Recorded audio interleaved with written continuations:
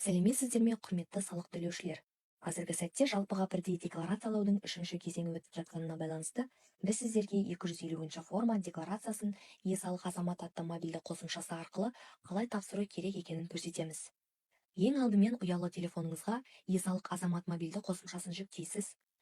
е-салық азамат қосымшасы жүктелгеннен кейін қосымшаны ашамыз, жоғарыда сол жақта орналасқан батырманы басамыз. Декларация тапсыруды басамыз. Әрі қарай ЖСН енгіземіз. Енгізгеннен кейін түру тіркелуді басамыз. Сізге 1414-тен 4 таңбалы құпия сөз келеді. Құпия сөзді енгіземіз. Декларация тапсыруды басамыз.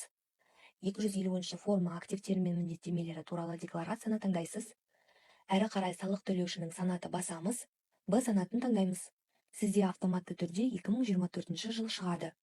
Декларация түрі басамыз. Бастапқы таңдаймыз. Резиденттік мәртебесі басамыз. Резидент дегенді таңдаймыз. Мемлекеттік кірістер органының коды деген жерге әр салық төлеуші өзінің тұрғылықты жерін таңдайды. Мысалы, Алматы қаласы, Алмалы ауданы. Телефон нөмірі деген жерге өзіңіздің нөміріңізді енгізесіз. Әрі қарай белгі тұрған жерге толтырылған мәліметтерді растау туралы белгіні таңдайсыз. Белгі қойғаннан кейін жалғастыру басамыз. Әрі қарай сізде 34.500.000 теңгеден аспайтын ақша қаражаты туралы мәлімет шығады. Яғни 10.000 айлық есептілік көрсеткіш. Егер сізде қолма-қол ақша туралы ақпарат болмаса, ештеңе көрсетпейсіз, жалғастыру батырмасын басасыз.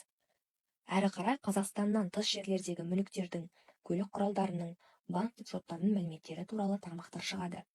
Жылжымайтын мүлік құрылысына үлестік қатысу туралы мәліметтер, инвестициялық туралы мәліметтер, алтын, бағалы қағаздар және тағы да басқа мәліметтер шығады.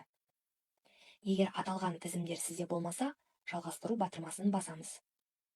Әрі қарай SMS арқылы қол қою және жіберу.